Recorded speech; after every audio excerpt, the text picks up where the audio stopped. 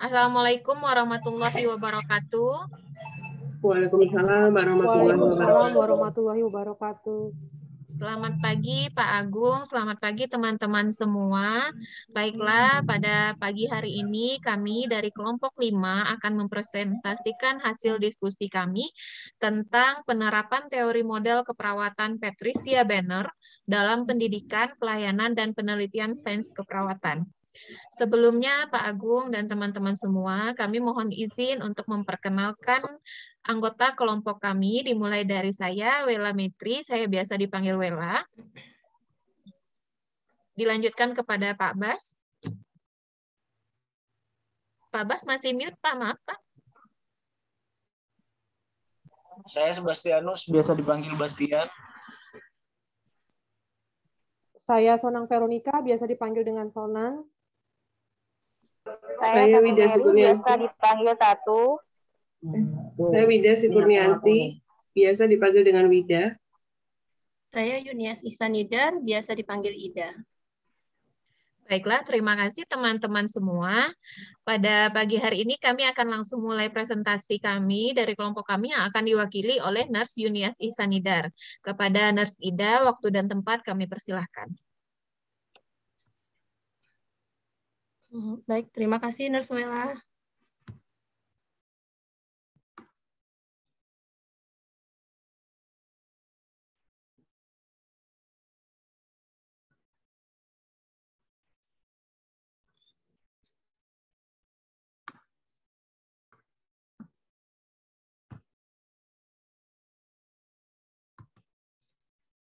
Assalamualaikum warahmatullahi wabarakatuh.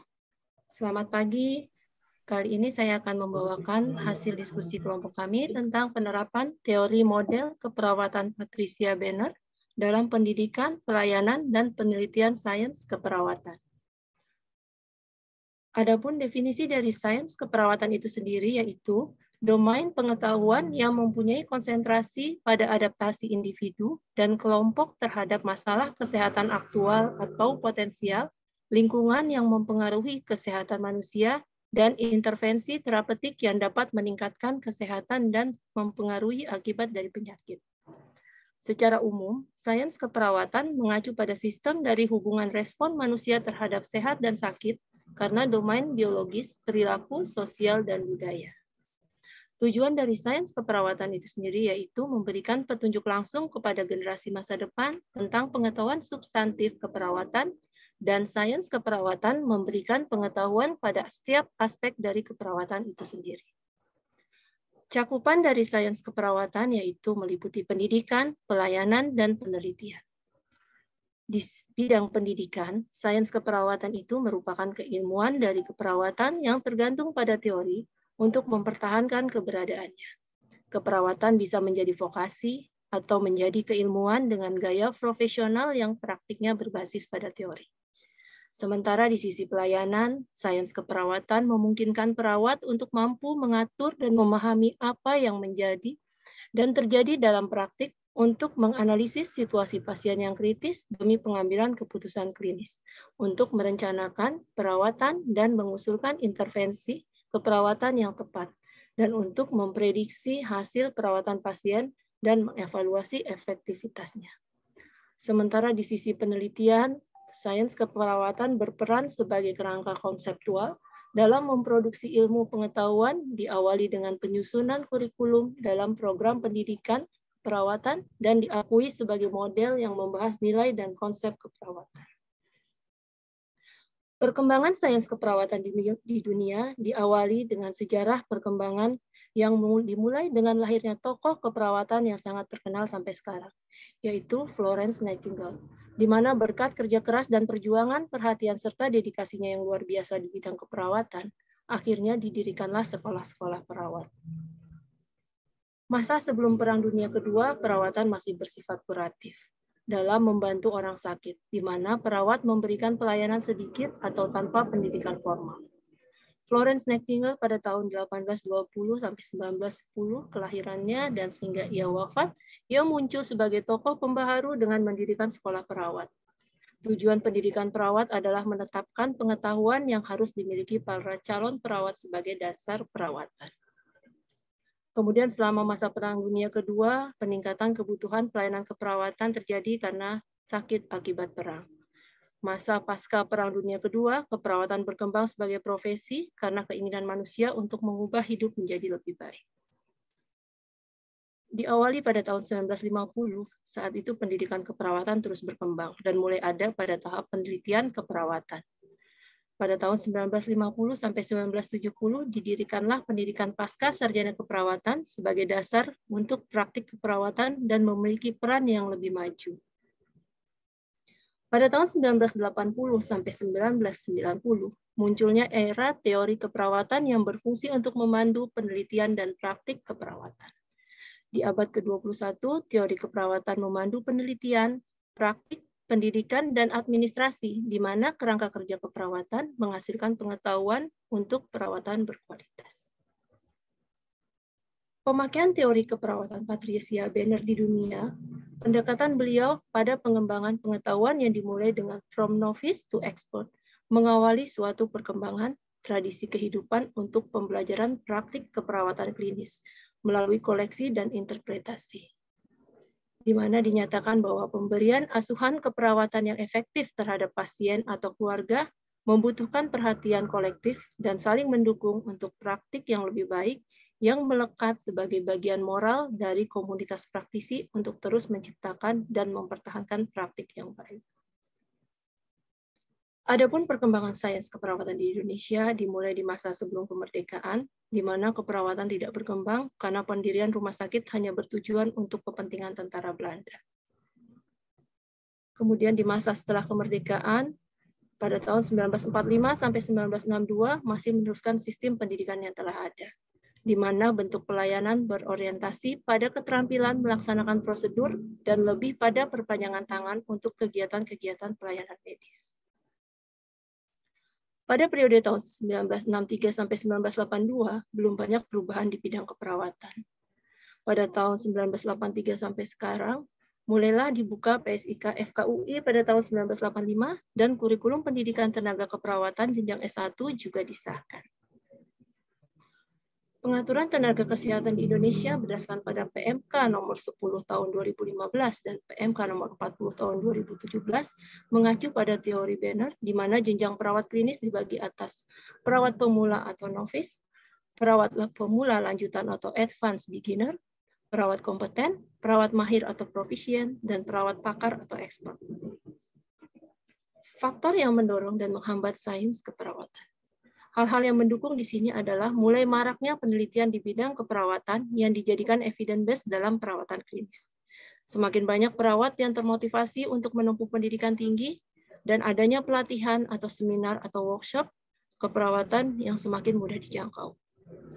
Namun, selain hal-hal yang mendukung, ada pula hal-hal yang menghambat terjadi perkembangan dari sains keperawatan itu sendiri, yaitu diantaranya belum optimalnya kesadaran perawat dalam pengembangan riset, perawat memiliki beban kerja yang besar, serta penelitian di bidang akademik yang sangat cepat berkembang, namun tidak diikuti dengan peningkatan penelitian di bidang pelayanan. Hubungan interaktif dalam mengembangkan sains keperawatan dengan menggunakan model dari Patricia Benner meliputi pengembangan pelayanan, pengembangan pendidikan, dan pengembangan penelitian.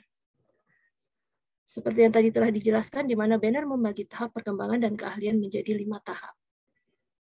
Di mana di sini novice salah satu persyaratannya untuk perawat yang belum memiliki pengalaman, untuk level advanced beginner yaitu perawat yang sudah bekerja sebagai profesional selama kurang lebih 6 bulan, untuk kompeten di mana pengalaman 2-3 tahun dibutuhkan di area yang sama, untuk perawat proficient, untuk perawat yang telah memiliki pengalaman 3-5 tahun, dan perawat expert adalah perawat yang telah memiliki pengalaman di area yang sama lebih dari 5 tahun. Benner mempublikasikan teori novice to expert, excellent and powering clinical nursing practice. Studi ini berisikan 31 kompetensi dan diklasifikasikan 7 domain merupakan keterampilan keperawatan klinis. Di mana domain pertama yaitu peran sebagai membantu pasien, kemudian fungsi pengajaran dan pelatihan, fungsi diagnostik dan monitoring pasien, manajemen yang efektif dalam mengubah situasi dengan cepat, pemberian dan monitoring dalam pemberian intervensi regimen dan terapeutik, monitoring dan memastikan kualitas praktek pelayanan kesehatan, serta mengorganisir peran kompetensi. Hubungan interaktif antara pengembangan sains keperawatan dan pelayanan atau praktek. Banner mendeskripsikan keperawatan klinis dengan menggunakan pendekatan interpretatif novice to expert. Pendekatan ini terus digunakan dalam membantu pengembangan jenjang karir dan promosi klinis, program orientasi sarjana baru, dan seminar pengembangan dan pemahaman klinis.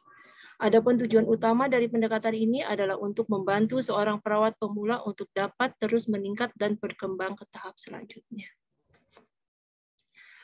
Banner mengkritisi konsep uji berbasis kompetensi dengan membandingkan tahapan novice to expert. Uji kompetensi tidak dapat memberikan gambaran nyata terhadap kemampuan situasional dan interaksional. Banner menekankan pentingnya mempelajari keterampilan praktik, pengartikulasian pengetahuan melalui praktik, dan penggunaan naratif dalam pendidikan.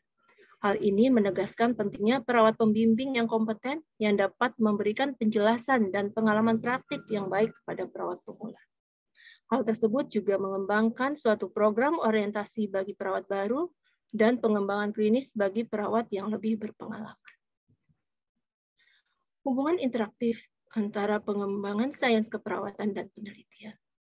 Riset keperawatan memberikan kontribusi yang besar dalam pengembangan pengetahuan dan penyelesaian masalah dalam praktik keperawatan yang semakin kompleks.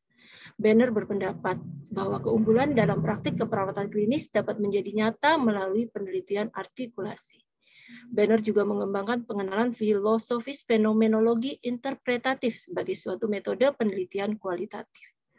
Fenomenologi interpretatif tidak dapat dijelaskan sebagai suatu prosedur atau teknik karena tiap orang yang akan menginterpretasikan akan memasuki suatu lingkaran interpretatif dengan melihat pemahaman sebelumnya dan mengkonfrontasi perbedaan, kenyamanan persamaan dari riwayat tertentu, budaya, dan pandangan personal. Adapun peran mahasiswa pascasarjana ilmu keperawatan dalam mengembangkan sains keperawatan ini yaitu fokus dan peran mahasiswa pascasarjana ilmu keperawatan dalam mengembangkan sains keperawatan berorientasi pada pengembangan pengetahuan dan teknologi. Yang berarti bahwa mahasiswa harus dapat berpikir ilmiah dengan pembiasaan sikap profesional, belajar aktif dan mandiri dengan menerapkan pembelajaran berdasarkan bukti, studi kasus maupun penelitian dengan hasil yang terukur. Adapun rekomendasi dari pengembangan sains keperawatan ini di instansi pendidikan, di mana pendidikan keperawatan harus mampu melahirkan perawat yang profesional, aktif dalam melakukan kegiatan ilmiah seperti riset, seminar, workshop, pelatihan berlandaskan sains keperawatan, dan mampu menjawab permasalahan kesehatan dengan pendekatan sains.